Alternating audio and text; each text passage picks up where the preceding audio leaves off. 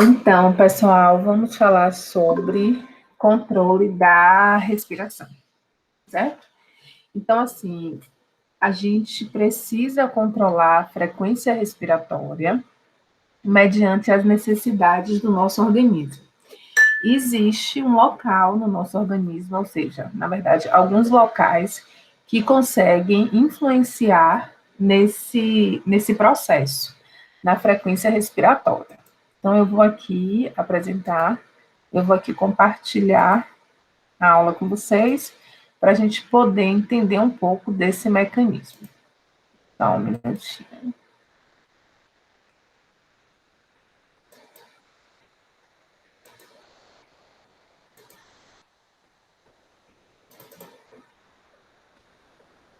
Tá. Então, aqui a gente vai entender sobre esse sistema. Então, como o ritmo respiratório ele é gerado? Como é que o corpo controla a frequência respiratória? Então, nós vamos ver o ritmo respiratório, como o ritmo da ventilação pulmonar ele é gerado, o que é que faz a gente aumentar ou reduzir as incursões respiratórias por minuto, como são ativados os músculos de uma respiração sem esforço. Então, uma respiração em repouso. A gente precisa estar ali promovendo a entrada e a saída de ar, sendo redundante, para dentro e para fora do nosso organismo. Então, como é que o corpo faz isso? A gente já viu que quem promove esse fluxo de ar são os músculos. E quem é que estimula os músculos a contraírem e a relaxarem para promover a entrada e a saída de ar dos pulmões, tá? E como é que esses músculos, eles são ativados a fazer esse trabalho extra durante uma respiração forçada, uma respiração com esforço, que é o que acontece quando a gente faz uma atividade física mais intensa, por exemplo, de uma forma fisiológica. Então, faz um HIIT na academia, precisa correr, ou não só para durante uma atividade física, como em uma outra situação, correr para pegar o buzu, enfim. Uma respiração com um esforço maior. Então, esses músculos, eles precisam ter um estímulo a mais. Então, como é que o nosso corpo faz isso? Qual a função de cada grupo respiratório? Então, nós temos grupos respiratórios específicos no nosso corpo que desencadeiam esse processo, que ativam esses músculos para que a ventilação pulmonar ocorra. Então, qual é a função de cada grupo respiratório nesse sentido? De que forma o oxigênio ele regula essa ventilação pulmonar? Então, o nosso corpo ele tem que saber se o oxigênio que está dentro dele é suficiente para as nossas atividades metabólicas. Então, como é que o corpo ele sabe que a quantidade de oxigênio é suficiente para as nossas células produzirem ATP, que é a nossa molécula energética? Então, como é que o corpo identifica isso? Promovendo o aumento da frequência respiratória, se houver uma necessidade maior de oxigênio, ou reduzindo essa frequência respiratória, caso não tenha uma necessidade de adquirir um oxigênio a mais. Um outro fator que pode influenciar a frequência respiratória é a concentração de gás carbônico.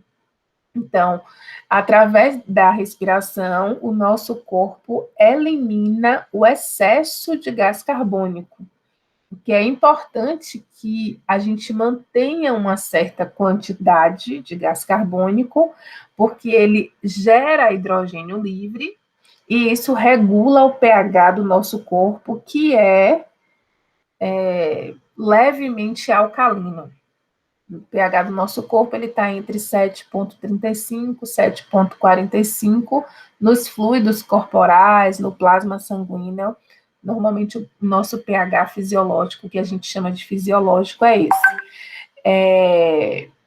E para que esse pH ele fique nesse valor, ele depende do CO2. Então, como é que a concentração do CO2 ela vai influenciar na ventilação? Então, se o pH ele está ficando mais ácido, ele está reduzindo, isso significa que no nosso corpo tem mais CO2, porque é o CO2 que faz com que o nosso corpo fique ácido.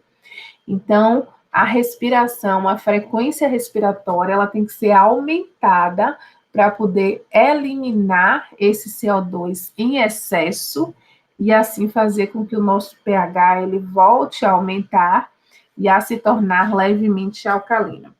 Isso é extremamente importante. Esse controle da frequência respiratória é extremamente importante. Quando a gente pensa em oxigênio, a gente pensa em uma importância voltada mais para o fornecimento de oxigênio, porque só na presença do oxigênio é que a gente consegue produzir energia para viver, até para vocês estarem prestando atenção nessa aula, e eu um pouco mais, porque eu estou prestando atenção no que eu estou falando, não posso me desconcentrar e ainda estou me movimentando, tem um estresse aqui envolvido.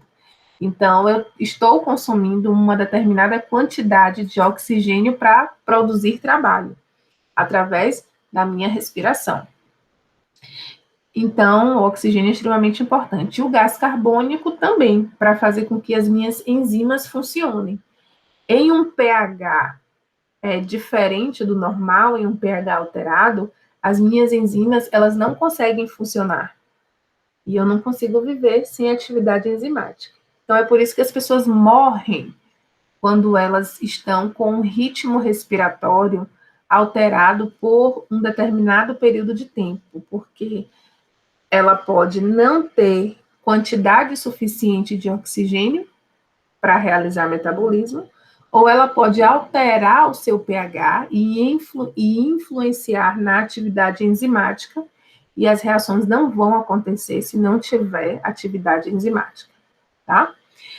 Então, assim, o ritmo respiratório, esse ritmo, né, a quantidade de vezes que a gente respira por minuto, ele é gerado por neurônios, tá? Então, a respiração, esse ritmo, ela é controlada por grupos de neurônios que estão localizados bilateralmente no bulbo e na ponte, tá? Então, no bulbo e na ponte, nós temos aqui grupos de neurônios que controlam a respiração.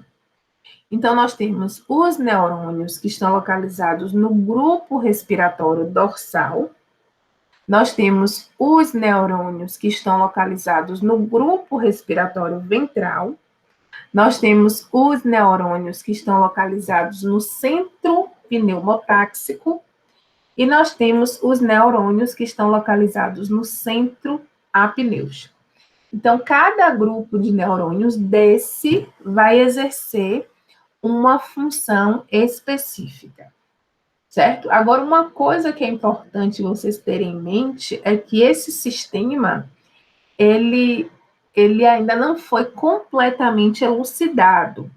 Então, assim, existe uma comunicação bem complexa entre esses grupos. Então, eles se comunicam, um grupo envia sinal para o outro de uma forma bem complexa, ou seja, um interfere na atividade do outro grupo. Mas o que a gente sabe, assim, até o momento, com uma certa certeza, é que os neurônios do grupo respiratório dorsal, eles são responsáveis principalmente pela inspiração.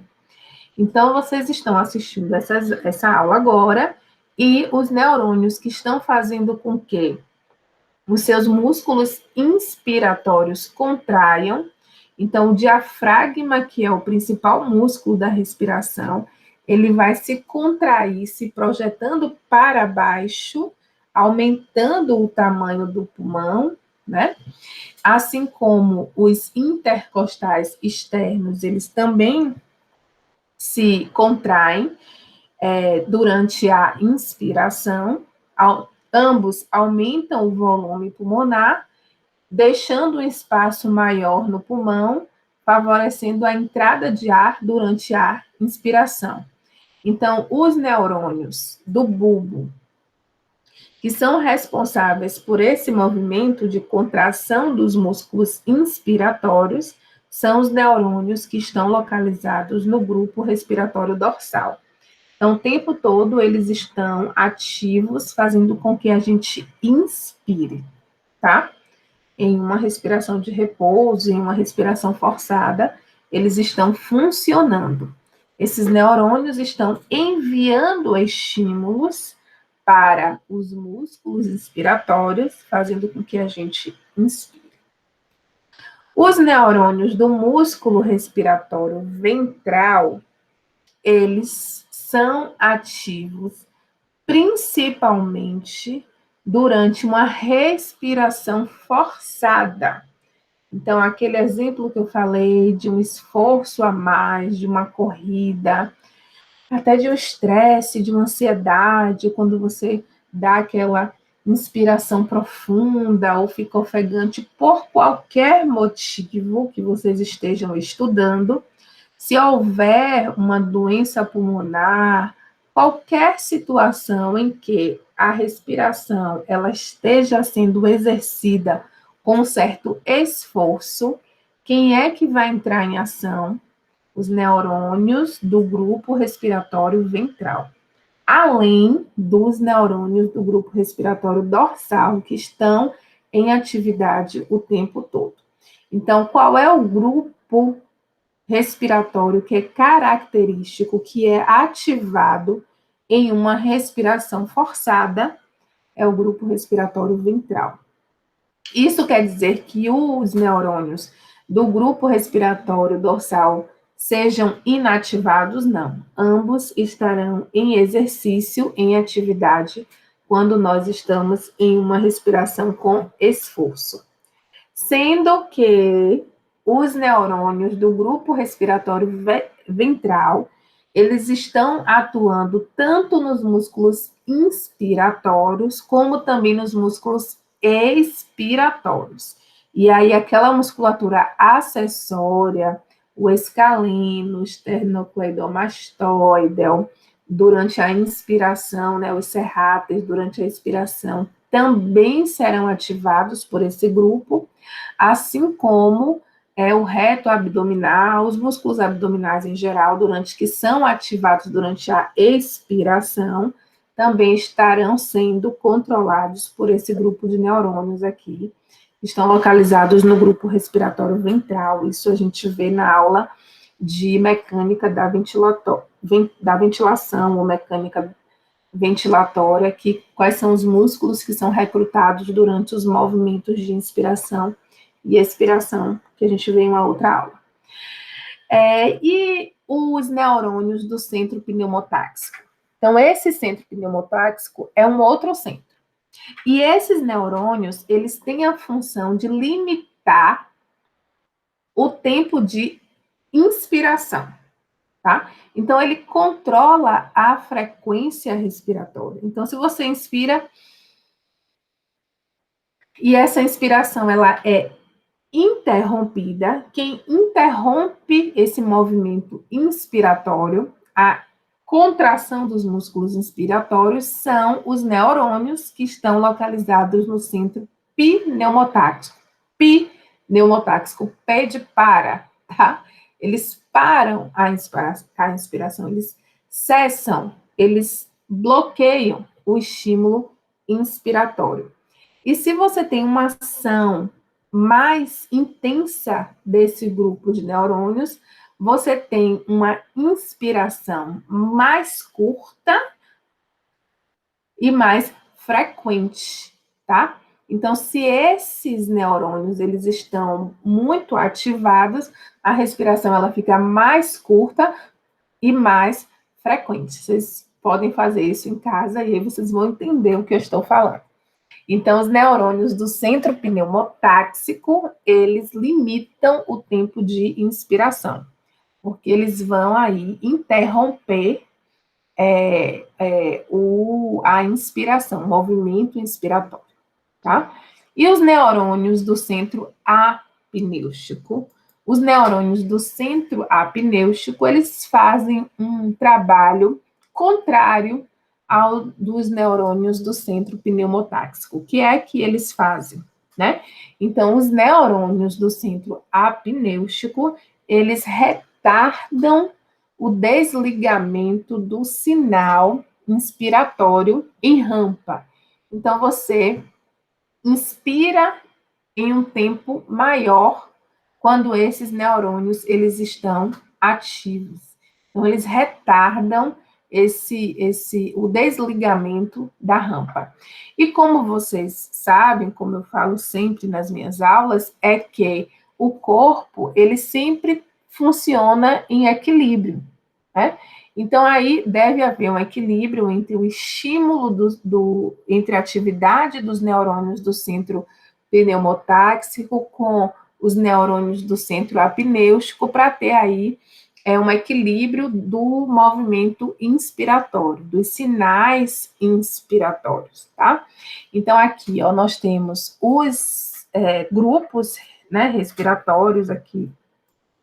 Ai, deixa eu voltar aqui. Então, aqui a gente tem, ó, o centro pneumotáxico, o centro apnêutico, o grupo respiratório dorsal, o grupo respiratório ventral, né? Todos aqui dispostos no centro respiratório. Esses músculos, como eu estou falando, eles enviam sinais, tá? Esses neurônios, eles se comunicam com os músculos respiratórios. Então, através de nervos de inervação, eles enviam sinais através desses nervos para os músculos respiratórios. Então, é assim que eles conseguem se comunicar com os músculos responsáveis pela mecânica da ventilação. Então, quando eles enviam esses sinais, eles mandam comandos para esses músculos se contraírem e assim acontece o movimento da inspiração e da expiração. Então, assim, não tem uma linearidade dos acontecimentos aqui, tá? Então, o grupo respiratório dorsal, ele é o responsável por uma respiração em repouso, é ele que está ativo agora, né? É a gente aqui, sem uma respiração forçada, é ele que está ativo. Se precisou correr para fazer alguma coisa, esses neurônios do grupo respiratório dorsal, eles se comunicam, eles enviam sinais, ó, as setinhas, para o grupo respiratório ventral, que vai entrar em ação e vai enviar sinais para os músculos respiratórios e inspiratórios, assim como para a faringe, para ela ser mantida mais aberta, mais expandida, laringe, a língua, tudo vai contribuir para favorecer uma respiração com esforço maior, né? Então, aqui, ó, o grupo respiratório dorsal, ele consegue se comunicar com o grupo respiratório ventral, enviando comandos como se fosse uma ajuda para contribuir com uma necessidade, um estado de uma necessidade maior de oxigenação dos tecidos por conta de um esforço, exemplo, né, um esforço que esteja sendo feito e aí gera uma necessidade de ter uma respiração mais intensa. Então, o grupo respiratório dorsal, ele envia esse comando, esse sinal para o grupo respiratório ventral, né? Aqui nessa imagem também nós temos deixa eu pegar aqui o apontador de laser, que é melhor. Aqui a gente também tem o complexo pré-Botzinger. Esse complexo pré-Botzinger é uma região que ela funciona como um marca-passo. Então, quem é que gerencia isso tudo? Quem é que se autodespolariza, fazendo com que o grupo respiratório dorsal funcione, fazendo com que ele consiga se comunicar com o grupo respiratório ventral? Então, é o complexo pré-Botzinger. Então, como a gente tem o marca-passo no coração, fazendo com que haja esse funcionamento autônomo do coração, uma frequência cardíaca ideal para a nutrição, para o bombeamento do nosso organismo, como a gente tem isso no coração, a gente tem isso também no sistema respiratório. Então, qual é a função do complexo pré-Botzinger? ele funciona como um marca-passo da frequência respiratória, tá? E aí eles vão se comunicar através de nervos, através de sinais químicos, elétricos, fazendo com que haja uma estimulação dos músculos respiratórios, certo? Então é isso. O pneumotáxico está aqui em cima, que é o que vai parar, que é o que vai limitar, que vai limitar o movimento inspiratório, tá bom? Ok, vamos passar. Tá, então aqui a gente viu como é que estão dispostos esses neurônios que compõem o centro respiratório. Então, o centro respiratório, grupo de neurônios localizados na ponte e na medula, que pode ser chamada, e no bulbo, que também pode ser chamada de medula oblonga, né? Tudo que a gente já falou. O centro pneumotáxico, ele limita a duração da inspiração e regula a frequência respiratória. O grupo apnêutico, até onde a gente sabe, alguns livros eles dizem que ele tem uma função diferente, praticamente antagônica do centro pneumotáxico, onde ele vai retardar a ação do pneumotáxico, onde ele vai prolongar o movimento inspiratório. O grupo respiratório ventral, que está presente tanto em uma inspiração como em uma expiração forçada, ativado pelo grupo respiratório dorsal, que está presente em uma respiração normal, estimulando os grupos inspiratórios. Tá? Esse é um desenho um pouco mais simplificado. A gente não tem aqui o complexo pré-Botzinger, que é aquele responsável pelo marca-passo, por gerar estímulos, por se autoexcitar, se autodespolarizar e gerar estímulos para que todos esses centros, esses neurônios, eles funcionem de uma forma integrada, tá? A importante expressão que é mencionada na literatura, o Guyton fala muito, é que o estímulo inspiratório, ele acontece em rampa. Então, o que é um estímulo inspiratório em rampa? Né? Então, quando o diafragma porque é o principal músculo da respiração. Então, quando o diafragma ele começa a receber os sinais para poder se contrair e para a gente inspirar, esse sinal, inicialmente, ele é bem fraquinho, ele é um sinal débil, fraco. Ele funciona, mas ele é fraco. E aí, à medida que ele vai sendo enviado, esse sinal ele vai sendo enviado, ele vai aumentando, ele vai se tornando mais intenso. E aí, o que se chama de sinal em rampa, que começa com uma inclinação assim menor, e aí ele vai se intensificando. E até a gente vê que descreve assim, a respiração, ela não é engolfada, assim. Eu gosto de imitar, porque a pessoa entende melhor. Então, a nossa respiração não é soluço, não é engolfada, é uma respiração, ó, que ela começa fraquinha e ela vai aumentando, aumentando, como se fosse uma ladeira em rampa. Então, a expressão que encontraram que explica um pouco melhor essa ação do sinal, que ele começa débil, começa fraquinho, depois ele vai aumentando, é que é um sinal em rampa, é um estímulo em rampa, porque o estímulo ele aumenta de uma forma gradativa, tá? Então, aqui tem, ó, opera em associação ao centro pneumotáxico porque para controlar a intensidade da inspiração. Então, essa daqui é a explicação do centro apnêutico, né? Que impede ou retarda o desligamento do sinal inspiratório em rampa, como eu acabei de falar, que é um sinal que começa fraquinho e vai aumentando, aumentando, aumentando, aumentando até ser cessado. Quem retarda essa interrupção desse sinal é o centro apnêutico. E quem emite esse sinal para o desligamento, quem emite pá, fala que para, é o centro pneumotáxico. certo? Certo. Então, aqui, já que você já tem uma visão geral, né, eu só pontuei aqui, só deixei de uma forma mais direta a função de cada grupo. Então, o grupo respiratório dorsal, ele é responsável pelo ritmo respiratório básico. Quem está funcionando agora, promovendo a nossa respiração normal, quem é responsável por isso é o grupo respiratório dorsal. Ele controla os músculos inspiratórios via nervo frênico e nervo intercostais. Então, assim, como é que esse sinal chega no meu músculo inspiratório? Como é que ele chega no meu diafragma?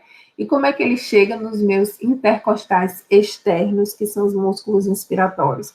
Através de nervos. O nervo frênico, ele inerva o diafragma, e os intercostais, eles inervam os músculos intercostais. Então, esse sinal proveniente do cérebro, ele chega, do sistema nervoso central, ele chega até os músculos respiratórios através dos nervos, tá? Promove um aumento gradual da estimulação dos músculos. Então, esses músculos, eles são estimulados de uma forma gradual. Esse estímulo inicialmente é bem fraquinho e depois ele vai aumentando, aumentando, aumentando, aumentando até ser cessado. Então, é por isso que ele é conhecido como um sinal em rampa, esse sinal enviado por esse grupo. Esse grupo, ele regula a inspiração através de uma retroalimentação positiva, que é o que a gente vê na aula de feedback. Então, à medida que esse estímulo ele vai sendo lançado, ele vai aumentando cada vez mais o estímulo. E aí a gente tem um feedback positivo, em que a resposta é sempre no mesmo sentido do estímulo. Então, se o estímulo está vindo, as coisas vão acontecendo em uma maior intensidade. Então, está no mesmo caminho, na mesma linha. Então, aqui eu tenho uma retroalimentação, que também pode ser chamada de feedback positivo, tá? E esse estímulo, aí sim, ele é finalizado de uma forma abrupta para dar início à expiração. A expiração se dá à medida que esses músculos, eles não estão sendo mais estimulados e eles retornam para o local de onde eles vieram. Então, o diafragma vai retrair subindo e os intercostais, eles vão retornar, eles vão descer. Isso vai favorecer a expiração, porque isso vai fazer com que o pulmão ele seja apertado e expulse o ar para a atmosfera, certo? Então, isso permite que ocorra a contração do diafragma e expansão dos pulmões de forma. Isso permite que ocorra a contração do diafragma e expansão dos pulmões de forma gradual. Na verdade. Tá, ok. Ok. Isso permite que ocorra contração do diafragma, isso ele se projeta para baixo, e expansão dos pulmões de forma gradual, quando esse estímulo aqui ele é lançado, fazendo com que a quantidade de ar entre nos pulmões de forma homogênea. Depois, eu fiquei assim, gente, eu já estava falando aqui no final, depois, quando esse estímulo ele é cessado, aí sim, há um retorno do diafragma para o local de onde ele veio, um retorno dos intercostais externos para o lugar onde ele veio, e aí a expulsão do ar, conferindo a expiração, tá? Agora, o grupo respiratório ventral. O que é que acontece? O grupo respiratório ventral é aquele, como eu já falei, que ele é ativado em uma respiração com esforço. Então, aqui a gente tem uma pessoa que correu, né, correu muito, né, o Bolt correu muito, sucesso, está cansado, está com a respiração aí forçada, com esforço. E uma criancinha que está aqui com um problema respiratório grave, uma pneumonia, enfim, que ele está com muita dificuldade de respirar. Então, ele está respirando com muito esforço, muito esforço. Então, ele precisou recrutar os músculos acessórios com a intensidade para conseguir promover ventilação no seu pulmãozinho. Então, o grupo respiratório dorsal, ele foi lá e ativou o grupo respiratório ventral, fazendo com que a gente, inclusive, veja, né, o nariz, né, tem um movimento de bater a asa dos nariz, né, a gente vê os músculos acessórios realmente trabalhar ali de forma intensa, de forma pesada, para poder manter a vida desse ser humano aqui, ser humaninho. Então, ele é ativado em respirações ativas e vigorosas. E ele tanto vai contribuir, tanto vai agir nos músculos inspiratórios, como também nos músculos expiratórios. Ele interage com todos os outros grupos, especialmente com o grupo respiratório dorsal, porque parece que é o grupo respiratório dorsal que vai ativar esse grupo respiratório ventral.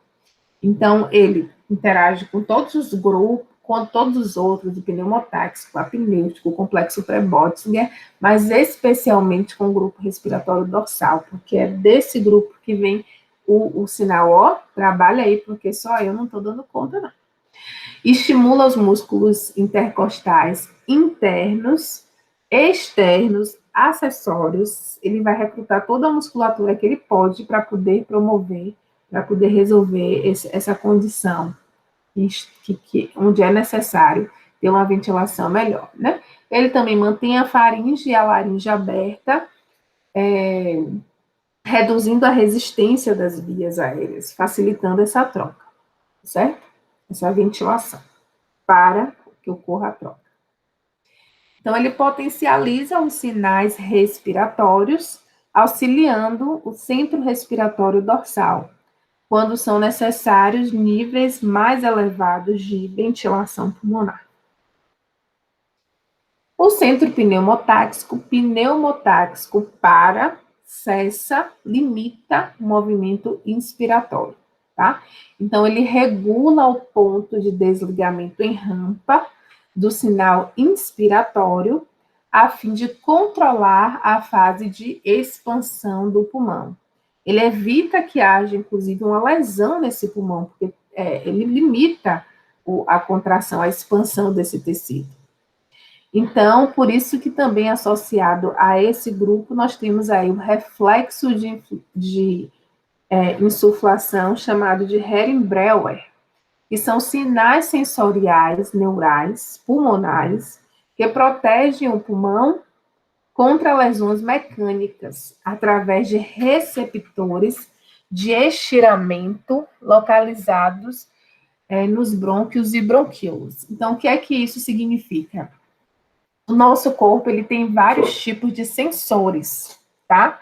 O sensor responsável pelo reflexo de insuflação de Hering-Breuer é um sensor do tipo baroreceptor, ou mecanorreceptor, ou pressorreceptor. São 3 termos que funcionam como sinônimos. Então, são tecidos, né, são células, grupos de células que respondem à pressão. Então, se eles são estirados, se eles são pressionados, eles vão responder, eles vão mandar estímulos. Então, no nosso pulmão, quando há uma expansão, que chega a um determinado limite, esses pressorreceptores, mecanorreceptores, que são receptores de estiramento, eles são estirados. Fala assim, olha, chega, porque senão pode promover uma lesão aqui nesse pulmão. Eles são estirados e ativam esse centro pneumotáxico para ele cessar a inspiração e evitar que haja lesão nesse pulmão. Então, esse reflexo de insuflação, chamado de Hering-Breuer, é um reflexo, porque ele é rápido, ele tem uma resposta rápida. Toda vez que vocês ouvirem falar em reflexo, vocês vão saber que é uma reação rápida, que tem aí um sistema nervoso inserido nesse sistema, porque aí a gente vai ter uma comunicação, um sinal bem rápido. E aí esse reflexo de insuflação de Hering-Breuer é um sinal rápido, nervoso, que é ativado por conta da presença de receptores de estiramento no pulmão, brônquios, bronquíolos, pulmão também. E aí, tecido parenquimatoso, enfim, do pulmão no geral, e eles vão perceber que o estiramento ali já deu, e aí eles vão enviar um sinal para o grupo pneumotáxico para cessar o sinal inspiratório e fazer com que o pulmão ele não se lesione, para que ele volte a encolher, vamos dizer assim, ele retraia, tá? Então, é por isso que ele é chamado de mecanismo protetor, para evitar a insuflação excessiva dos pulmões. Ele opera através de receptores de estiramento localizados no parênquima pulmonar. Esses receptores, eles transmitem sinais através do nervo vago para o grupo respiratório dorsal, inspiração mais curta, aumento da frequência é responsável por uma inspiração mais curta, aumento da frequência cardíaca. Então, esse grupo ele vai ser cessado, o estímulo dele vai ser cessado por conta de um sinal enviado inicialmente pelos receptores de estiramento. Então, os receptores de estiramento vão perceber que o nível de estiramento está ok, vai enviar um sinal para o centro pneumotáxico, que vai enviar um sinal para o grupo respiratório dorsal, dizer assim, pare, já deu. Pare de inspirar, de promover a inspiração. E aí, o pulmão volta, certo? Tá, aí vai acontecer o quê? Vai desativar o sinal em rampa, o sinal inspiratório, interrompendo a inspiração. Quem faz isso é o centro pneumotáxico. Tá, então a ventilação pulmonar, né? O que é a ventilação pulmonar? É a entrada e a saída de ar para dentro e para fora dos pulmões. É controlada por esses grupos que a gente viu. E ela é importante porque ela vai controlar a concentração de gases no nosso corpo em resposta às condições do organismo. Então, se eu estou precisando de mais oxigênio, eu tenho que aumentar minha frequência respiratória. Se eu estou precisando eliminar CO2 para evitar que o sangue fique ácido, eu vou precisar aumentar a minha frequência respiratória, a minha ventilação. Então, quem faz isso são esses grupos respiratórios que estão localizados no centro respiratório. E esse controle todo, ele acontece mediante as necessidades do organismo. Então, seu controle é realizado por neurônios do sistema nervoso central, que estimulam os músculos da respiração através do centro respiratório, que está localizado no centro encefálico. Esses neurônios, eles possuem atividade rítmica intrínseca. E quem dá essa atividade rítmica intrínseca da nossa frequência respiratória é o complexo pré-Botzinger, que funciona como marca-passo, é ele que está marcando o passo, que está dando o ritmo de toda essa frequência respiratória, tá? O centro respiratório, ele é influenciado por alterações nas concentrações de substâncias no nosso corpo. Então, que substâncias são essas que interferem na frequência respiratória? Concentração de gás carbônico, concentração de oxigênio e o pH. Então, ele vai conseguir influenciar a atividade dos neurônios do grupo respiratório, do centro respiratório. Tá certo? E aqui nós temos cada um deles que a gente viu nessa aula. Grupo respiratório dorsal, grupo respiratório ventral, centro respiratório pneumotáxico e apnêutico. Certo?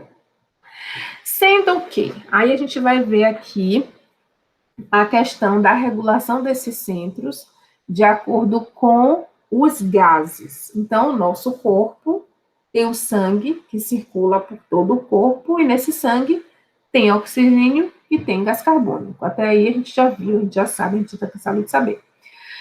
Então, o oxigênio ele pode influenciar na frequência respiratória. Se tiver pouco oxigênio, a gente tem que aumentar a frequência respiratória. O gás carbônico também. Se tiver muito gás carbônico, a gente tem que aumentar a frequência respiratória para poder eliminar esse gás carbônico, tá? Só que cada um atua de uma forma no nosso corpo, influenciando essa dinâmica. Então, o oxigênio, ele atua de forma direta sobre o centro respiratório, através de quimiorreceptores periféricos. Então, quimiorreceptor é toda célula que reconhece substância química. Então, vocês vão ver em outros sistemas que a gente vai falar aqui, a presença de quimiorreceptor. Nesse sistema respiratório, o quimiorreceptor, ele está percebendo a concentração de oxigênio. Então, quando esse quimiorreceptor ele é estimulado pelo próprio oxigênio. Então, é por isso que a gente diz que o oxigênio, ele atua de forma direta sobre o centro respiratório, porque é o oxigênio que está estimulando ele mesmo os quimiorreceptores que estão localizados na periferia do corpo. Então, quando a gente fala em periferia do corpo, a gente está falando que ele está fora do sistema nervoso central.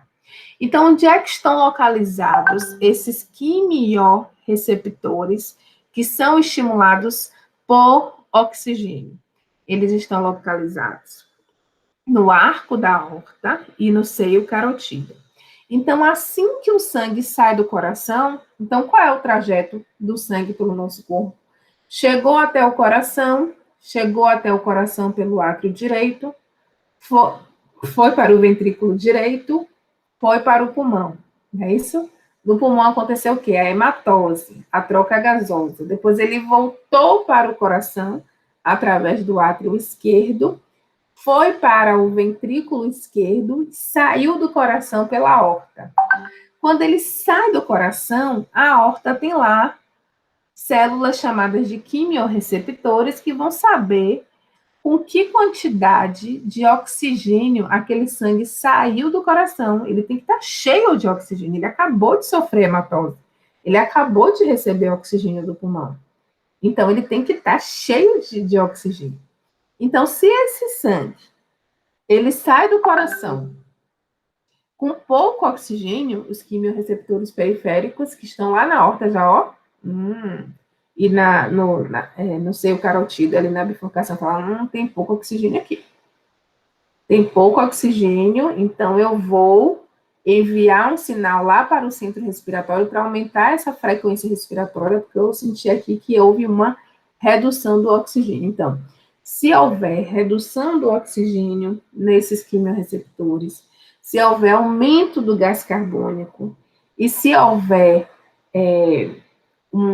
uma quantidade maior de hidrogênio livre, então se houver uma acidez maior nesse ambiente, esses quimiorreceptores enviam um sinal para o centro respiratório para a frequência respiratória aumentar. No entanto, esses quimiorreceptores, eles são mais sensíveis à alteração na quantidade de oxigênio, tá certo? E como é que o nosso corpo responde? Então, nosso corpo responde principalmente a alteração na concentração de oxigênio, principalmente através de quimiorreceptores periféricos, tá? E o gás carbônico, como é que o nosso corpo reage à alteração da concentração de gás carbônico? Através dos quimiorreceptores centrais. Então, nós temos quimiorreceptores periféricos, que são mais específicos para alteração na concentração do oxigênio, e nós temos quimiorreceptores centrais, que estão localizados no sistema nervoso central. Esses quimiorreceptores centrais, eles são mais sensíveis a alterações no gás carbônico. Mas só que aí tem um porquê.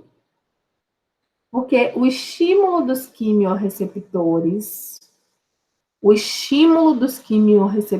centrais, eles reconhecem o hidrogênio, influenciado pela concentração do gás carbônico. Como assim, prof? Minha cabeça engananou agora. Vou explicar.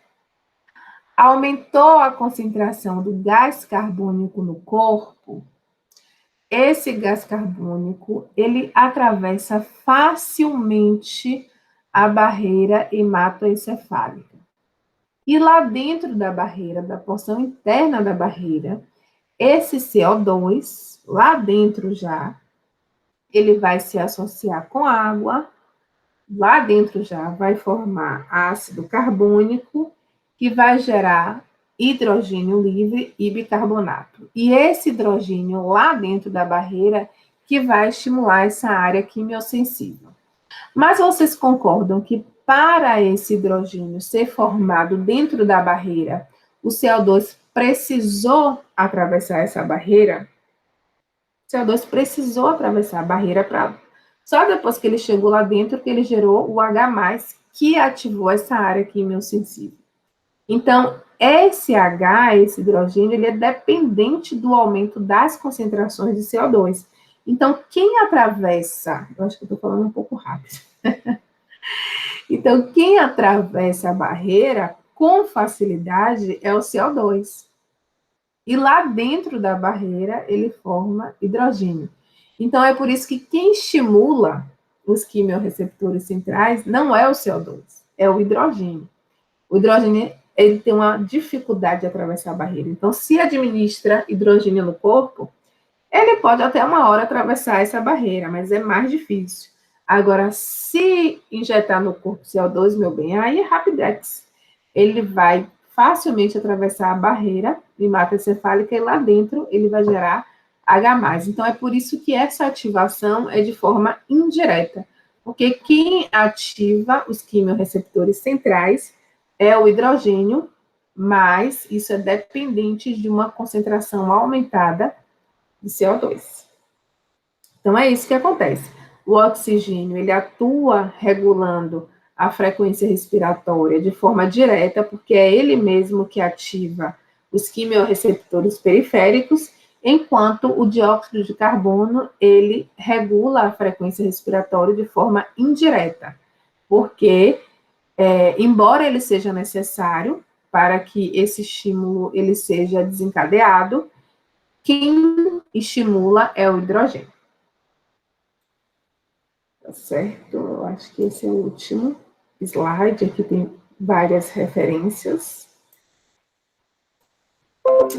Então, é isso. Deixa eu ver quanto tempo deu aqui de aula. Ai.